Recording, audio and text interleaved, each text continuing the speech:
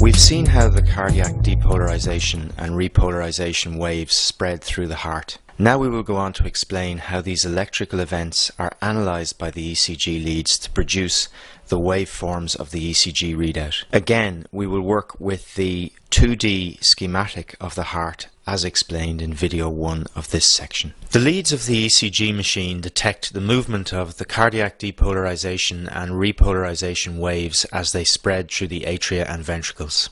Leads capable of detecting electrical signal are placed on the patient's body, and the different lead positions record the flow of current through the heart from different perspectives. In this way, the ECG recording can give us information about disease processes affecting different anatomical regions of the organ.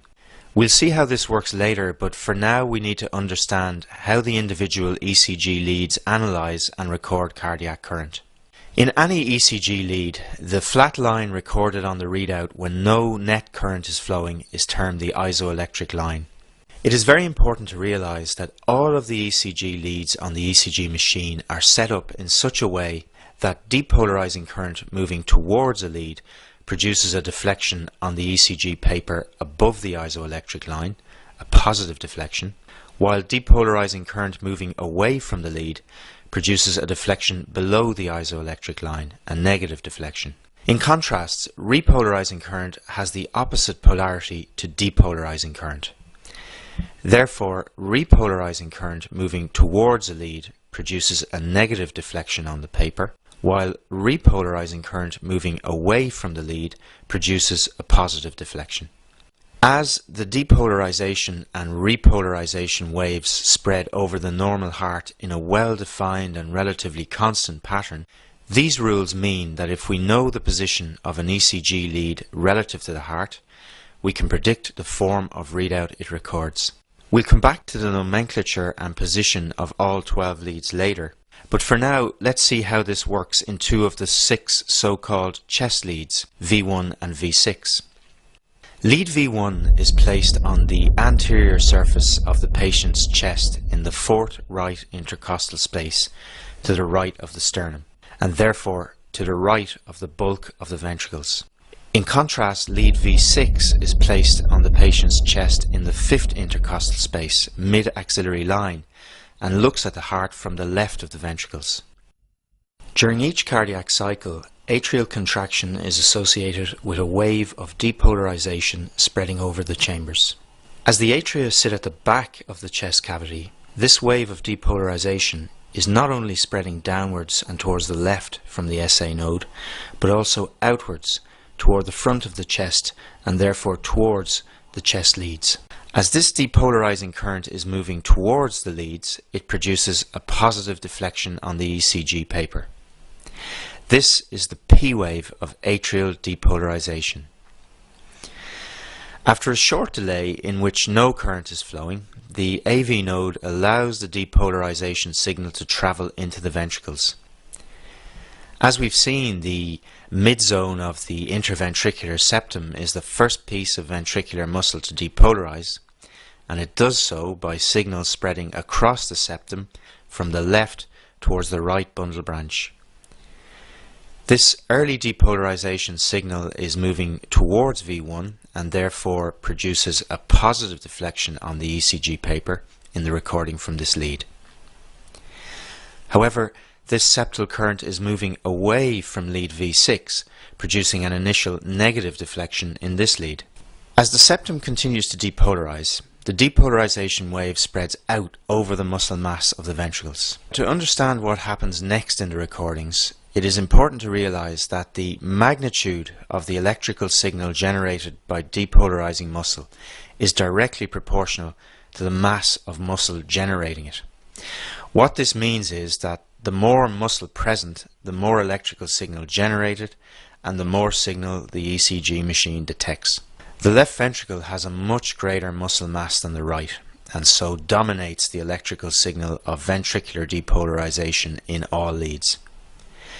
Therefore, as the wave of electrical activity reaches the main muscle mass of the ventricles, the left ventricular signal overwhelms all other signals, and as it is moving away from V1, the deflection produced on the ECG recording from this lead becomes negative. In contrast, however, this signal is moving towards lead V6, producing a strong positive deflection. The flow of depolarizing current around the ventricles is recorded as the QRS complex, and as we've just seen, the morphology of the QRS complex differs predictably in the ECG leads depending on their position relative to the heart. We'll come back to the precise nomenclature of the QRS complex later. When ventricular depolarization is complete, there is a brief period when no current is flowing and the recording returns to the isoelectric line. This period ends with the onset of ventricular repolarization. Remember, repolarizing current has the opposite polarity to the depolarization wave, and therefore when it is moving towards a lead, it produces a negative deflection on the ECG paper and a positive deflection when moving away from a lead.